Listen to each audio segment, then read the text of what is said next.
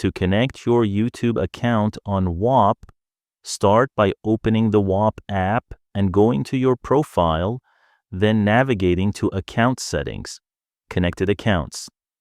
Tap the plus icon next to the YouTube option, and you'll be prompted to authenticate. Follow the Google sign-in flow and grant Whop permission to access your YouTube channel. Once authentication is complete, Whop will display a 6-digit verification code. Copy it, then paste it into your YouTube channel's About section or description temporarily. Finally, return to Whop and tap Verify. Within a few seconds, Whop will detect the code and confirm your account is linked. Now you can unlock YouTube-related features like content, rewards, and analytics synchronization.